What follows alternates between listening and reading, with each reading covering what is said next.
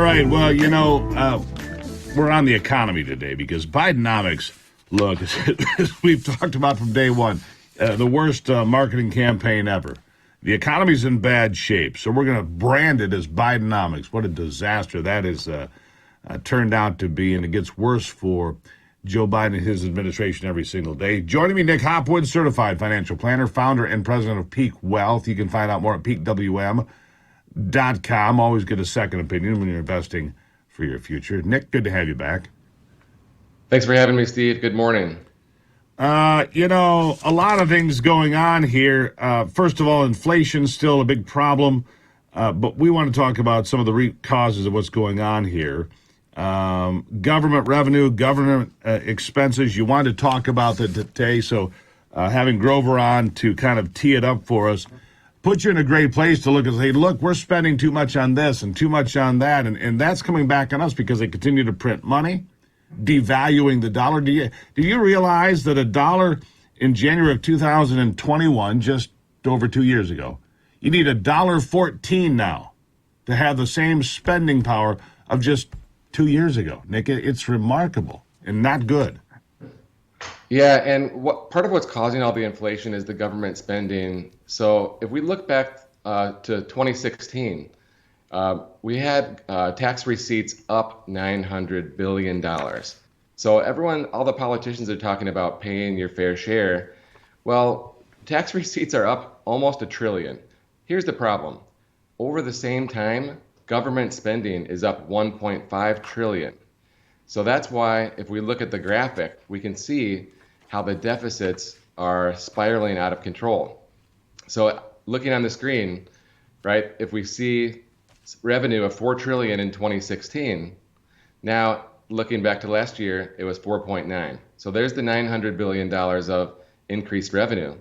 And yet over the same time period, the deficits are growing because the spending is out of control. Well, and we're going to take out 2020, which, if you look at it, you're $3.5 trillion deficit. That's supposed to be one-time spending. But compare 2016 to 2022, and you see spending has almost doubled. The revenues increased by $900 billion, but the spending has gone up, equal to that or more. And it's indicative of a government that doesn't know how to control itself or its spending. I mean, what do we send these people to Washington to do? Just squander all of our resources? There's no accountability, and they are doing that. And when you spend more than you bring in at these types of rates, it will put more pressure on inflation over time. So if we look at the next graphic, let's think about how we can get ourselves out of this picture, okay? So it's actually a structural problem, and with $6.2 trillion in spending, right, only $1.7 trillion is discretionary, okay? And that means military and non-military spending in the non-discretionary fashion, which means if we take out military, Congress is only allocating $900 billion in spending, and the rest of it is fixed cost, like the interest on the debt, Social Security, and Medicare. So It means that Social Security and Medicare, something must be done. Entitlements, the military, things that they voted into law that you have to spend money on. So the only way to reel in the spending is you're dealing in single digits. In this case, 6.6%. There's no way to ever get spending under control when the Congress only has control of 6.6%. Now, and I wonder about this, Nick. I mean, these mandatory spending levels were put into place by previous sessions of Congress. There's got to be a way we can reel this in. At least I would think so. Wouldn't you? Well, I don't think any politician is going to be, on the campaign trail talking about Social Security reform. George Bush tried it in 2005 after he was elected, after the second election, and there's really no political will for it. The only politician that I've heard talking about this is Chris Christie, and he seems pretty far down in the polls. So I just don't know when, our elected officials will have the stomach to face these problems. So, all right. So, other things that we're looking at, commercial real estate. You mentioned it here in one of the things you sent me. Goldman Sachs, Blackstone, others. Vanguard investing in distressed real estate like San Francisco. What a disaster. Everybody's bailing out of the once great city of San Francisco. Same's true in Chicago. What a mess, right? Is there an opportunity there for us to get involved, to invest, or is it just run like hell? Well, most people will run like hell. That's the human Fair instinct. enough. But some of the smart money, right, some of the biggest players, right, they're starting to raise money with this intention.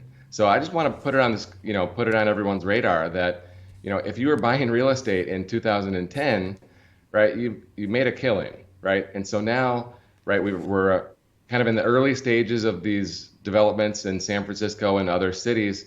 And so the people that do put the money in most likely will be rewarded if they are investing smart. All right. Real quickly, you've got a client story. Can you get it in 30, 40 seconds? Yeah, I actually lost a client about 8 years ago. And, the grass is greener on the other side, kind of a story. But they're back. And the reason why is because the new advisor sold them on a life insurance retirement plan, which was a complete disaster.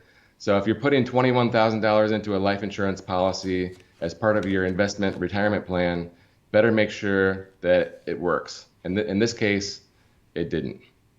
Life insurance premiums forever. You might get paid back here. There were $21,000 a year premiums forever. All right, for those of you on television catching the show on the big screen, here's the QR code to find Nick Hopwood. Throw that up there. Yes, you can just take a picture of that with your phone. It'll take you directly to Nick, because the thing that we talk about here and Nick is open about, get a second opinion.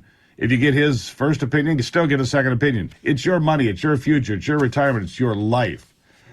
Nick Hopwood, certified financial planner, founder, president of Peak Wealth. You can also find out more at peakwm.com. Nick, thank you for being here. Thank you, Steve. And don't forget about the /Gruber, peakwm.com/Gruber. Yeah, don't forget Gruber. That's right, Nick. Don't forget. Thank you, my friend.